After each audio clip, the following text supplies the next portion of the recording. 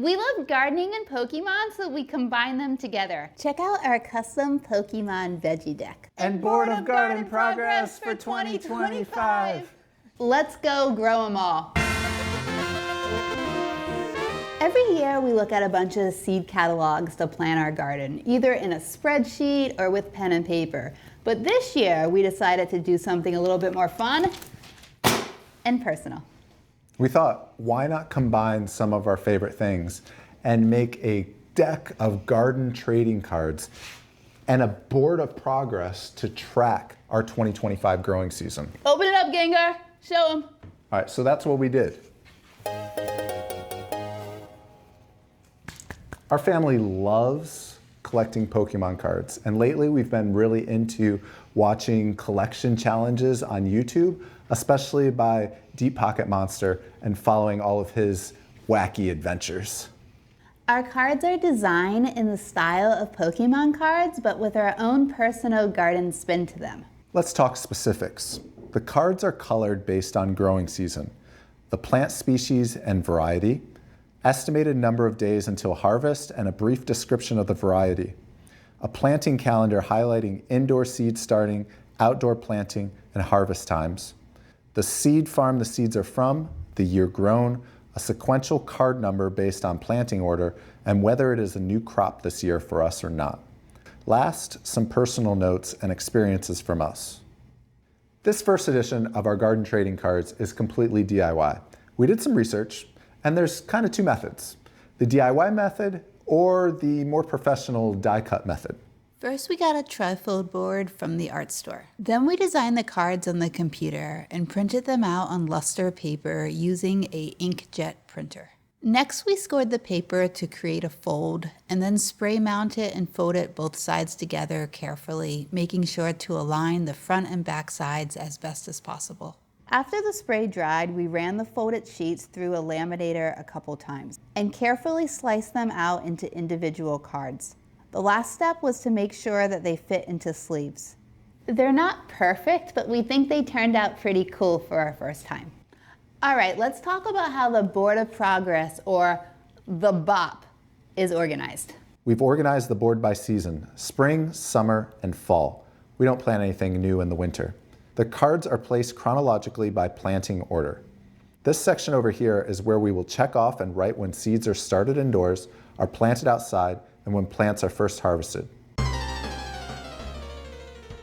1. Broccoli, Eastern Magic. We've grown a lot of broccoli varieties before, but this one, Eastern Magic, is the real MVP. Makes great big heads, bigger than the grocery store even, and it holds up really well in the field and doesn't bolt too early. One of my favorite things about it, makes tons of side shoots after you cut the main stalk. It's fantastic.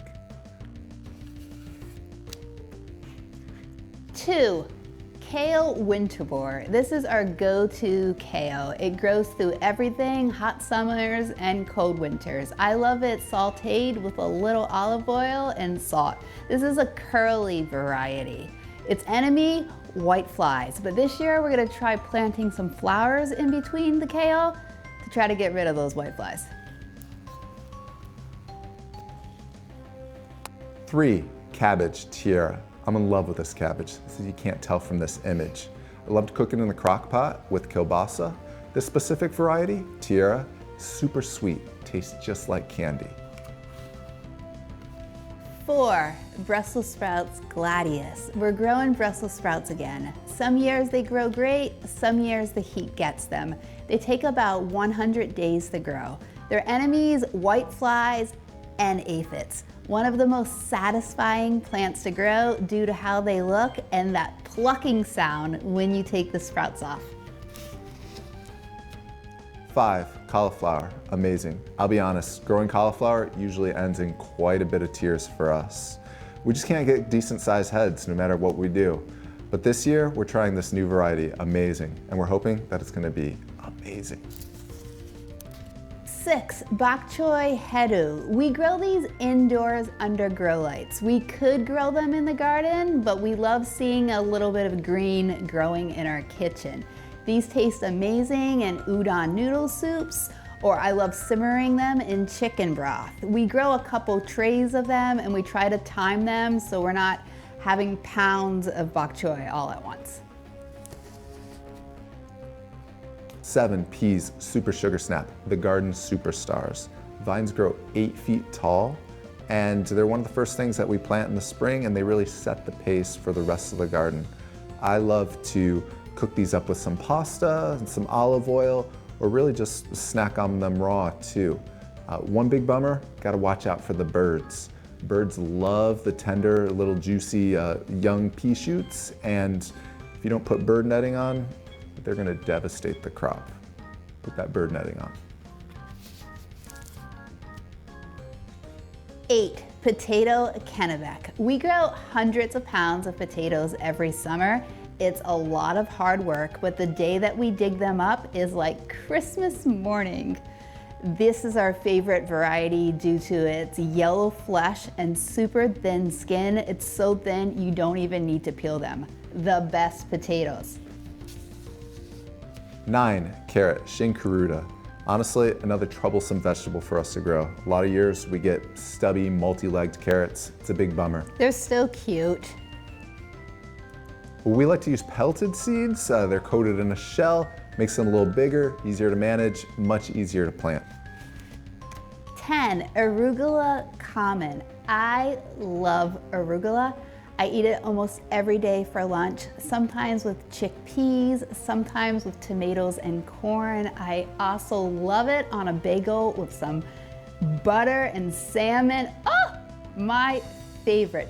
We cut this with scissors when it's harvest time to try to get multiple harvests. It's a quick grower, but as soon as like 100 degrees hits, it will flower. 11, strawberry, 3 variety mix. One of my earliest memories as a kid is searching around for strawberries in my grandmother's strawberry patch. This is the 3rd year since we've planted these strawberries, so we're hoping for the biggest harvest yet. We grow a 3 variety mix to help extend the fruiting season. 12, corn, Signature XR. Doesn't that sound like a Pokemon? Signature XR. Corn season is our favorite. Last year we grew over 200 ears of corn. We love it buttered, corn on the cob. We cut off the kernels and then freeze them in freezer bags to last all winter. Its enemy, New York City rats. The goal is to always outsmart them and get the corn before they do. We have a whole video about all the methods we use. Check it out. 13, Big Beef Plus. These big boys are a great beef tomato. They're huge, but very vulnerable to birds, rats, raccoons, and other city wildlife. One thing that we've learned is to harvest them at color burst and beat the animals. 14, tomato, Amish paste. My absolute favorite tomato to sauce. Our goal every year is to make enough tomato sauce to last us until the next season, and because of this overachiever, we can do that. We use the lower and lean method with our tomatoes, especially this variety, to keep picking really easy and really clean. Enemies, birds, and rats, so stay away. 15, tomato, Sakura. These may be the prettiest tomatoes I've ever seen. The fruits go in beautiful little clusters, and the vines can grow up to 20 feet long if pruned and maintained properly. We like to use the lower and lean method so we don't have to climb a ladder. 16, tomato, cherry bomb. Our kids eat so many tomatoes. This is one of 2 varieties of cherry tomatoes that we grow. They are very juicy, beautiful shape. Enemies, birds, so sometimes we do have to throw a net over these guys. We snack on them all throughout the summer, and we make a really yummy sweet cherry tomato sauce that I can for winter.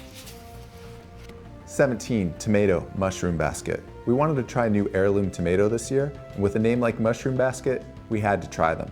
Fingers crossed, the rats don't get these ones too. 18, tomato, black pineapple. This is a new variety of tomatoes that we're growing this year. Honestly, I was sold on how they look. We love pineapples, we love tomatoes, so here's to hoping we love these too. Stay tuned. 19, pepper, Ninja. Ninja bell peppers are our go-to. They're heavy producers and never have a problem with disease, bugs, or wildlife. One of my favorite things to do is make stuffed pepper casseroles. We freeze them, save them for dinners, save them for lunches. Delicious. 20, peppers, lesia. We usually grow lunchbox peppers, but this year we're trying this variety of sweet peppers. Supposedly they grow like little hearts, which will be pretty cute. Our kids love sweet peppers, so we're hoping that we grow enough to keep them stocked. 21, peppers, shishito. Harvesting shishito peppers on my hands and my knees for my dearest Pamela is one of the greatest acts of love I could ever do. These plants might be tiny, but they're very heavy producers. You know, honestly though, Pamela knows a lot more about them than I do. I love shishitos. Roast it in the oven with a little olive oil and salt, and then I serve them with cherry bomb tomatoes and cubes of cheese. It makes me so happy. And last year I learned that after you roast them, you can freeze them and they last for months. A joy. A joy. 22, cucumber, Boston pickling. My half-sour pickles is one of my most popular recipes on my blog, so yeah, we love these cucumbers. The yield is amazing and the vine is always covered in cucumbers. The hardest part is keeping up. They grow so many, so get prepared, get your mason jars ready. It's pickle time. 23, beans, Vortex. We've grown a lot of green bean varieties over the years, but for us, Vortex is the standard. The vines are 8 feet tall, and even during the heat of summer, they're very heavy producers. Crockpot green beans with kielbasa and potatoes is another big hit that we like to make a lot with these. 24, soybeans, tan coral. We love edamame. Our kids love edamame so much, we pack it for them in their school snack bag. This is the variety we've been growing for years. No drama, super easy to grow, but very time consuming to pick all the pods off the plant, especially if you're growing a big yield, but still absolutely worth it if you love edamame. 25, watermelon, mini love. Watermelon is another plant that we've had mixed results with over the years. Theft in the community garden is a perennial problem, and I just can't figure out the finger thunk sound test thing. That being said, we're gonna try mini loves again. Last year we did have some success with the cute little personal sized watermelons. I think this year we might mix things up and try trellising them to try to cut down on the sprawl. 26, bachelor's button blue boy. 27, aster Valkyrie rose. 28, sunflower double sunking. 29, nasturtium cherry rose jewel. 30, poppy jelly bean mix. 31, snapdragon madam butterfly mix. 32, scabiosa pincushion formula mix. 33, zinnia benaries giant mix. 34, marigolds Durango outback mix. Usually we only grow sunflowers and marigolds, but this year we're feeling pretty wild and adventurous, so we're growing a lot more flowers. Some of them are to attract good buggies, to protect our vegetables. Some of them are just because I love nothing more than a vase filled with beautiful, colorful flowers on our kitchen table.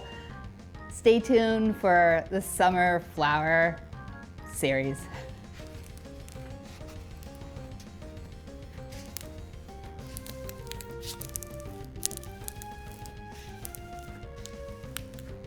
'35, pumpkin cargo PMR.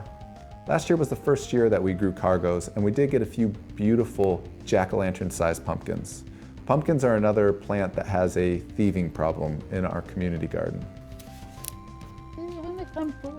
36, pumpkin rouge vif diante. I butchered that name, it's okay. We love pumpkins. It's February and our apartment still has a couple decorated throughout. This is a new variety we're gonna try this year. I really love the shape of them. They remind me of a fairy tale. Hopefully we are able to grow enough that we have a couple for decoration, and then I will take a couple, roast them up, scoop the flesh out, put it in the food processor, and make some pumpkin puree to freeze. 37, onion forum. Onions are a personal favorite of mine, and we've been using this variety for a number of years now. We planted these from onion sets in the fall for overwintering. The winters in New York City have been getting more and more mild over the last couple of years, with climate change affecting when we plant them, when we harvest them, and how quickly they bolt. 38, garlic German extra hearty. Growing garlic is so cool, and this guy loves it. All right, German extra hearty is my goat. It's the greatest of all time. The cloves are enormous and they taste amazing. It's a hardneck garlic, and we try to grow enough each year so that we have some to plant the following season. We plant it in the fall, and then next summer we harvest it. It's amazing, delicious, beautiful.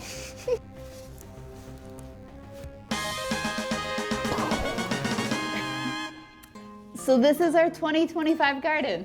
We're gonna use this board to plan and track things, and hopefully next year we'll make a new and improved deck.